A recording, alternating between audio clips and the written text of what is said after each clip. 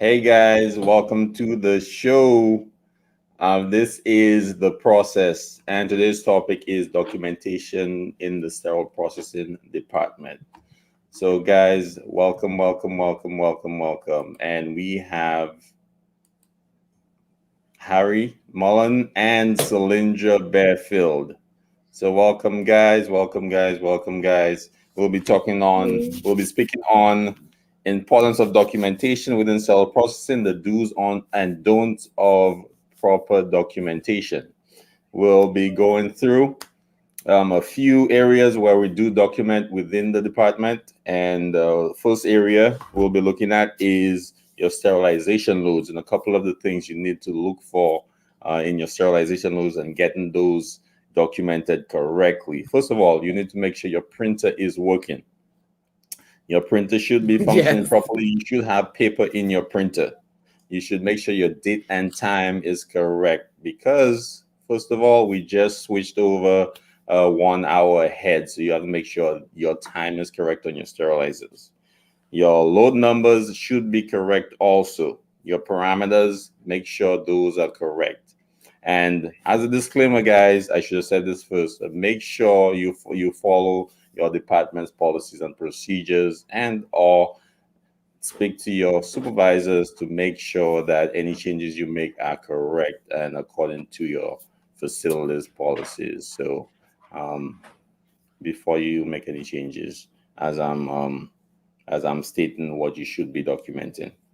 The time you incubate your biological, your lot numbers for your biologicals, your biological incubation times, and your read times also need to be on your documentation. Those are very important. Now, optional in most areas are some departments keep their integrators, some dispose of them, some keep a paper copy, even if they have a tracking system, and some departments even keep the biologicals. So, guys, what are your steps, or what steps do you have in mind for documentation in those areas, or in the sterilization load area? Well, the first thing, D, is that people need to remember that a lot of times when the facilities get in trouble with, let's say, surveyors, it's because of poor documentation, Hmm. crossing the T's, dotting the I's. So, I mean, every technician, new or old, the one thing you need to always keep in mind is to make sure that you're doing everything that you're supposed to be doing when it comes to documentation and in a timely manner. It Hmm. doesn't do any good to turn around and, you have your biological, you did everything as far as the load goes and the paperwork, but you forgot to put the biological in the incubator and Hmm. document the time that you put it in the incubator. And so it can delay processes. So it's very important to make sure that, when you're going back to, you're talking about, your printer, making sure that, you have paper, you have ink, you have, make sure it's plugged in, Yeah. Definitely, definitely. because sometimes it's not working, and it's we end up calling the IT department to, for help, only to find out that housekeeping, when they came in, and they were using, let's say, their vacuum system to vacuum the vents. They unplugged the printer in order to use an outlet, and they didn't plug it back in. So um, sometimes something isn't broken; it just needs to be turned on or plugged in. So, but going back to the documentation, it's, again, you're going to get yourself in trouble. It's going to be considered a major fine if your paperwork is not spot on. Oh yeah. And I would like to say too that Harry, that mic is big. Where did you get that big mic? I see that mic the last time. That is a This is huge. it's the same one I use every time, but It was never in the. Okay, okay. that's where I'm used to the mic being. But I would like to. come on, let's not go. Let's not compare size. All right, this is Okay. supposed to be a clean show. Because mine is over here. It's a little mic, but I'm like, wow. No, you have the same one. You have the Yeti, right? Yeah. So, Lindra, what's your take on the mic sterilization load? Okay, I would like to say that it needs to be standardized. So everyone should be doing the same thing. And that's where a lot of confusion come in, because I'm doing this and she's doing that. And when they do check paperwork, it's like, how can you speak to something that has so many variables or so many different ways in which things are done? So I just say, have a standard and everybody do the same thing so we can all speak. Standard work. Absolute Cylinder is absolutely right. Standard work. And I did some reading today, and one of the articles I read, I can't remember the exact article or where it was from, but they mentioned the 3 main reasons for documentation is to preserve the process, which is the method you use, to protect the patient, which is the customer, who's a customer, and to protect the provider, which is, the person providing the service, the sterile processing department, or the facility itself. So we definitely have to perfect our processes. One of the other areas where I read upon that we need to have proper documentation is also in our endoscopy processing. So a couple areas within our endoscopy processing process, which we need, or documentation, which we need to be specific on, is the time. One of the things we do document the time the case was done, the time the endoscope was received, the cleaning steps for the endoscope, and also your cleaning verification testing is also very important. Also, your washer cycles is also important, and the expiration dates of your disinfectant solutions. That's very important. Also, the person who cleaned the scope, that documentation is very important to make sure that that person is accountable for the steps needed to clean that scope properly. What do you guys think on that? Well, I would like to say one thing important to me that I found in different locations I've been to is some places put emphasis on your signature, because some people just scribble any and everything, and you can't even identify the person that processed the scope. So you need to have something that you can identify in case you need to go back to that to question them for whatever reason it may be, to have something that you can identify. So some people moved away from, I guess, what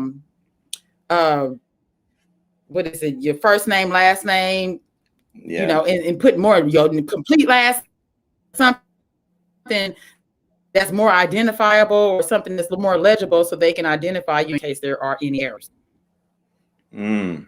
Definitely. Harry? You are on mute, Harry. Well, that's good because I didn't have anything to say. So I'll cover a few. I'll cover 2 more areas, and then we'll go into the news you could use. So another area many people overlook, which is very important, is the count sheet.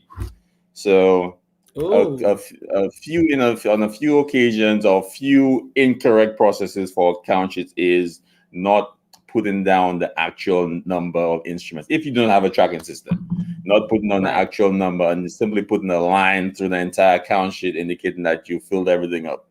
So indicating the number of instruments you have on your count sheet is very important. Signing and dating your count sheet is also very important, because if you have some issues with instrumentation and there needs to be a follow-up in terms of inspection, in terms of instrument identification, there definitely needs to be a follow-up with the person assembling that tray. So definitely proper documentation with the count sheets is very important.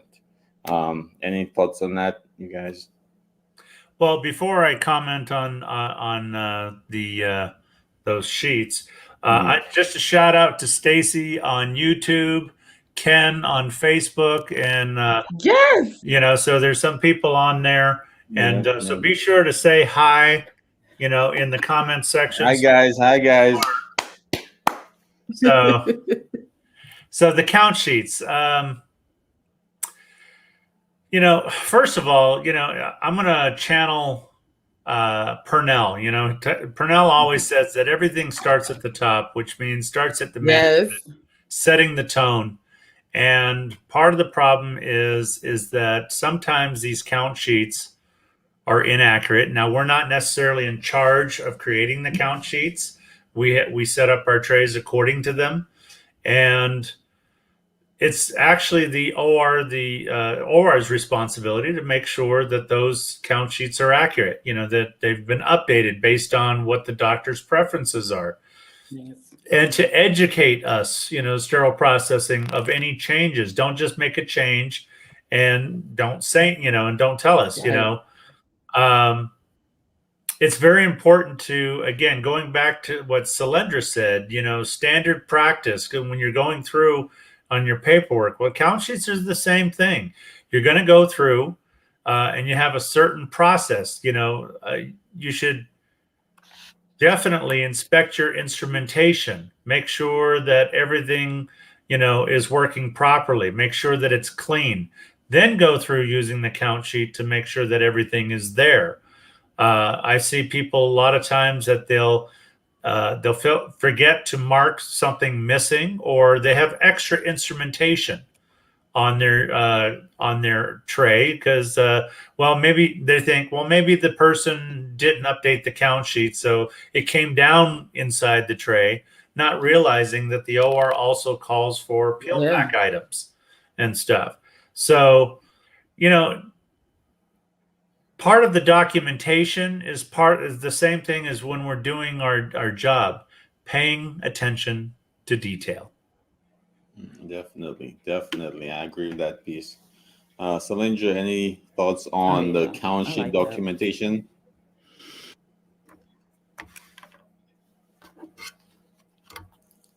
Oh, she froze.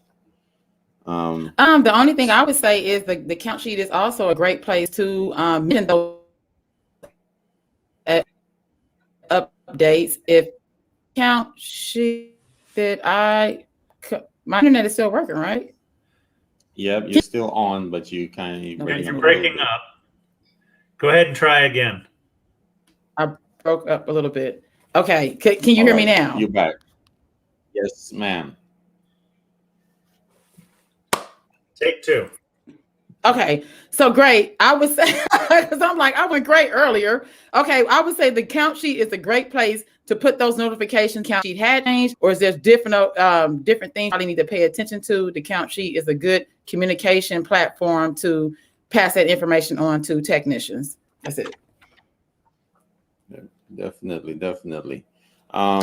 A lot of things could get communicated, especially substitutes also. That's very important. If the exact, in this day and age, a lot of our new technicians have gotten used to the tracking systems and are not familiar with the actual instrumentation. So I know some of the tracking systems have the photograph of the instrumentation, but if the photograph isn't there, you'd find a lot of new technicians lost as to what the exact instrument is.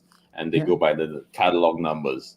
So definitely communication on substitutes and what the instrument is exactly is very important. I believe to provide the best customer service to the operating room or any ancillary departments that are served through sterile processing.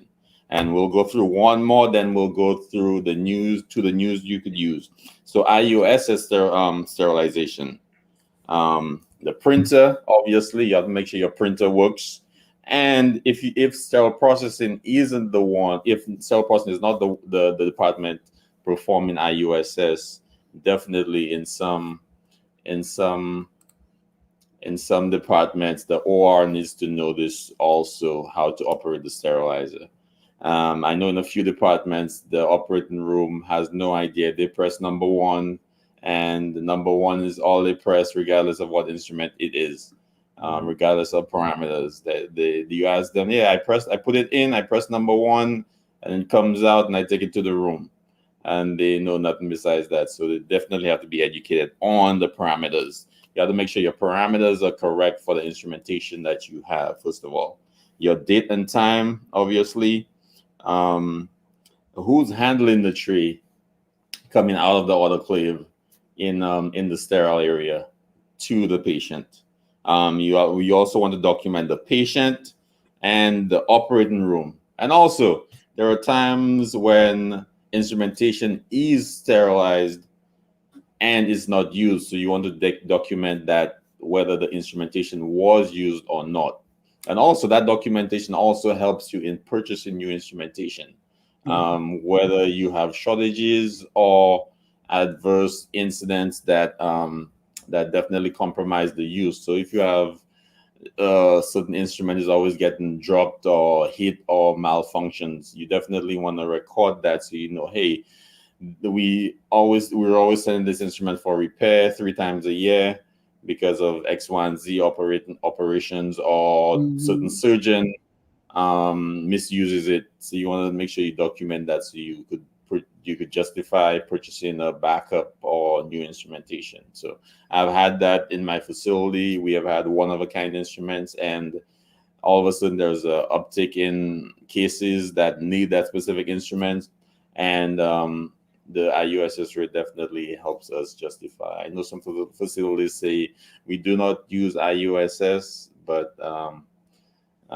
they use other methods that shorten cycles, which is technically IUSS, but whenever you use those shortened cycles, you need to make sure that you find out the reasons why you use those shortened cycles and not just check off the numbers that it was an IUSS and that everything is fine. If you're using a short cycle, there is a greater need for that instrumentation than you have in-house. So any take on that, guys? Harry, you're on mute again. Sorry. I have my phone's going off and stuff like that. Right. Sure that, it's on silent now. All right. So first of all, everything you said about the documentation for IUSS, the date, the time, the reason, the patient name, who took it out, who validated the load, and all that, extremely valid. You've said that, there are reasons for IUSS. I've worked at facilities. My last facility I worked at, IUSS, 0. We literally had 0 IUSS. There were other alternative methods. For instance, instead of taking a stainless steel instrument, I worked at facilities. My last facility I worked at, IUSS. My goodness, let me turn off my keyboard. Sorry about that. Having a repeat on what I said. It's okay. Sorry. So anyway, we had 0 IUSS because what we would do is it was a general stainless steel instrumentation. The alternative was to use, let's see, the ASP using STERAD. It took just the same amount of time as a IUSS load, with the exception of it didn't require cool down time. They could use it right away. The only thing that you can't do that with is eye instruments, because you don't want any residual hydrogen peroxide left over on the instruments and going into the eye, because it'll cause damage to the eye. So the other alternative is one tray.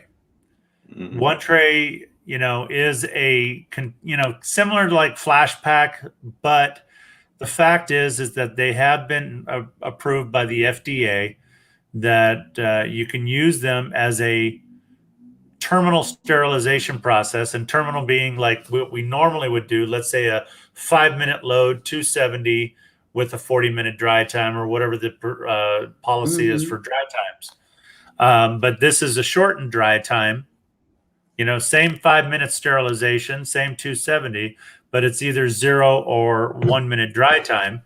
And it's not considered IUSS. It's not considered flashing because you lock them. And unlike IUSS, if you don't use the tray, let's say it's in a container, and if you don't use it, you cannot hold it over to another case. You have to have it go through the process again. With one tray, you're able to hold it over because it's locked, because you're not doing that documentation saying this tray is for this patient. It's like a normal sterilization process, with the exception of the dry time. So now there's debate as to whether or not some people like one tray or not. I'll leave that up to the facilities to do their research, because before you decide to do anything, you should, definitely do your research. And I've had the arguments with the one tray people and with the representatives who have gone out there for education and stuff at the conferences and stuff, heated discussions and stuff. But I used it at my last facility and it was really, really good. By the way, shout out now to Lila Price for being on. Lila, thank you. Thank you for coming on. Good evening and interesting conversation. So yeah. Whoop, shout out. Harry, was it approved? But let's go to Cylindra. I'm not sure that one tray was approved, but anyway, let's go on to Cylindra. What are your thoughts? Oh, I mean, I agree with everything you have to say. I have nothing to add to that. Nothing to add to that. Okay, so right now, apart from the one tray, we'll table that for another segment. We'll have to do a one tray segment because I think that will bring us over an hour if we. So we will go into news you could use with Cylindra coming right.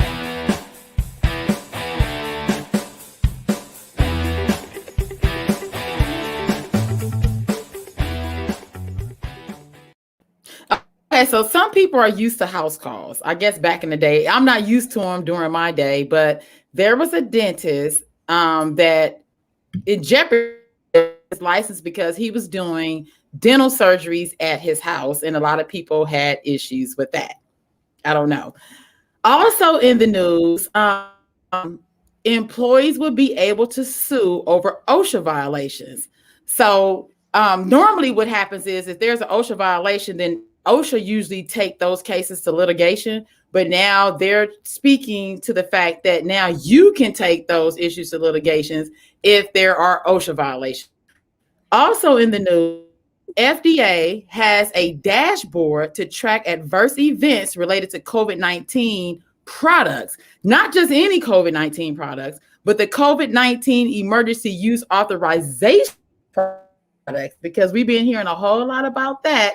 And it makes you wonder how effective are these products and how safe they are since they've been fast tracked through the process. So now they have something like that you can check out. And the only last thing I want to talk about is that Sarah B. Cruz ended up posting or putting together an article on Ultra Clean System about no tech left behind. And this really touched my heart because it is all of our responsibility. Even if you do not have the support you need from your manager or your leadership, to make sure that that tech has the tools they need to be successful in sterile processing. So the thing you have is very important to pass it on to someone else, whether there's a book or whether there's information or whether you tell them to tune into programs like this for them to get the information that they need to be successful in this department. Because guess what? We're all in this together. So that's all I got on news you can use.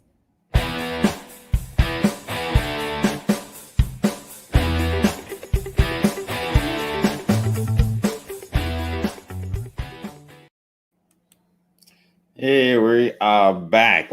So let's continue the discussion. Where are we?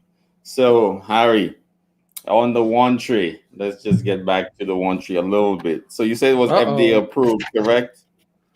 That's what they say. And it actually is. They went through the 501k 510K.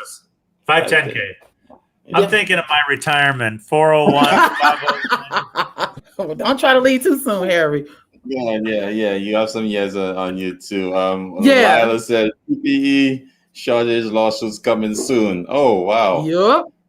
Oh my goodness. Yeah, I could know something about that. PPE has definitely been a big issue, especially in my neck of the woods. So if some money is coming my way, I'll jump on that lawsuit definitely. So Well, let me all know. I got to say about that, Lila, if you're out there listening right now and you successfully sue because you thought about it through this show, we need a 10% kickback. Just saying. Right? Yep, yep. Who's you can We need use, baby. something. We need something. And Stacy Charles is on too. Says, "Whoa." Yes. What you saying? Whoa, too, Whoa. Stacy. Oh, whoa, whoa. How do you say? Whoa, whoa. Whoa. These are all facts. Facts. So yeah, so definitely I want to be in on that lawsuit. If I could get maybe a little some coming back, it should be a couple $1 billion coming back. So I want to sign up for that one also. So Solyndra, what's going on ION Sterile Processing? Oh my God. ION Processing, I'm always just looking and trying to find new information. But what I'm really doing right now, I'm trying to find information for sterile processing techs to be ready for that resume and ready for their interview. So what I'm doing right now, I am what it's called internet scraping. I'm just going to give you all the information. It's called internet scraping. I'm not sure if you're used to that, but if you ever go to Monster or any of those type of websites, they scraping the internet to bring information into one place. So that's exactly what I'm doing. I'm scraping the internet to try to connect with people that are in our industry to extrapolate information on what they believe, people in leadership, managers, supervisors, things like that, to find out what are they looking for when it comes to resumes, what are they looking for when it comes to interview. Once I'm able to collect that information, and I have put out probably about 250 requests at this point. Once I gather this information, that's when I would have that resume website and that interview website that sterile processing techs can go to find out what the industry is looking for so they can be ready for that interview. Very, very interesting. Yes. How's your school going, Harry? How's your Well, we're doing extremely well. It was funny, when COVID hit, we did a mad scramble to figure out what we were going to do because we were kicked out of our classrooms. And so luckily we transitioned to using the WebEx platform. And we did pretty well. We made more money last year than we did the year before. Not a lot, but just a little bit. So, which means we probably had one or two more students sign up the year before. Okay. But Pernell and I have also, we started the podcast. We released one episode. We have 2 episodes coming up. One, and we're going to be releasing on Sundays. And the name of the show is the same as the name of our group, CSS Nation. So, I suggest any sterile processing technician or vendor, if you support sterile processing in some fashion, to go onto Facebook and go to CSS Nation and join. We actually hit, I believe, 125 members the other day. And so... Yes. Considering that we only started it a couple of weeks ago, so I think it's really exciting there. And but yeah, my thing is that we post the process on CSS Nation, as well as Solyndra puts her posts and stuff. And as Hank Balch said on one of the past episodes on this show, Denard, is that there's not enough of us out there. So it's really not a competition that we're all doing this because we're all talking about some things we're repeating because it needs to be repeated, and some things we're having different information. So if you are on Facebook, go to CSS Nation and request to join. All you have to do is answer the 2 simple questions as a yes, no politics is number 1, and be kind. Not being rude on the channel is very important and stuff. And our focus is always education, and just like Solyndra said, helping people with resumes, helping them with their education, their advancement goals, and that's what we want to do. So, thank you for asking. No problem. I always want you guys to put out your platforms, put your endeavors, put whatever you're working on out there, so that people could connect with you and help you grow and help them grow as well. I have some breaking news that the Mid Atlantic chapter, MAXA, may be having the annual conference in Atlantic City this year in November. So it looks good in New Jersey in terms of Okay. New Jersey opening up and allowing conferences now. So we may have our Tropicana um, uh, annual chapter meeting down there. So anyone interested, please get ready, because November we're going down to Atlantic City for education, and then you know what Atlantic City also brings. So it'll be very a good networking effort down there. And also one more thing, I am on IG. If you put in sterile processing, that's basically the process. And I haven't posted much individual Oh, items, but I kind of kept it under wraps for a few years. But it's the process is sterile okay. processing on Instagram. Yes. So that's why you've been seeing my photo on there more often. So and Mm. yeah, so yeah, I grabbed the name before anybody else did. I thought, well, no one has sterile processing on Instagram, and that was what 5 6 years ago. I was like, eventually it'll get there. So I grabbed it before anybody else did. Um, so and that's about it. Also, if anyone, I want to organize a bike ride in the Philadelphia area for sterile processing professionals. I'm trying to get this um, in the um, in the Fairmont Park area, where we could walk and ride a few days a month.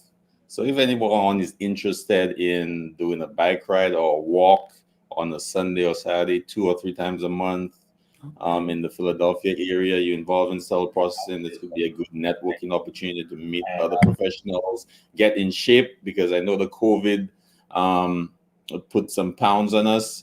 And if you want to get back in the swing of things, so Yes. I'm asking if anybody want to come out to walk on the weekend in the Fairmont Park area.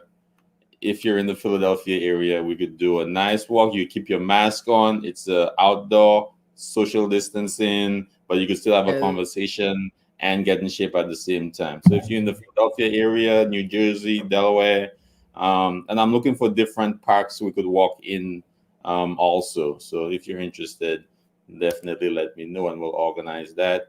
And Yeah, I think that's it. Lila just raised her hand going, Yeah, she'd Lila, like to definitely go. Lila. Yeah. I'll Go. work with you on that, and we'll get. And And real also, I was quick, thinking of doing it virtually too, so you don't have to be in the Philadelphia area. We could Yeah. basically do it on Facebook Live, and each area in the country. If you want to walk, you could walk with us, without walking with us, and we could live stream it. So same time on Facebook, whether it be a Saturday or a Sunday, and we could walk together and just network like that, and it'll be fun. So let me know, guys, if Yeah. you're interested. Okay, that's it for me. So I guess, is this the end of the show, guys? Do you have one anything? last comment. I Mhm. see, first of all, Lila said, This is it. thank you to Solyndra for all the hard work that she's doing. Yeah, Stacy says, cool. Oh my Also, goodness. Lila says that, it's very true that we should all be allowed to sit at the table and speak out about our industry. And so, to that statement, Yes. for those of you that want a seat at the table, all you have to do is pull the chair out and sit down. All right. Don't wait to be asked. So, yes, Yes, definitely, sir. definitely. Yes, sir. And thank you guys so much. I really appreciate you tuning in. And if you're watching this at a later date, thank you for watching it and giving us some views. I really appreciate it. Yes. We are out.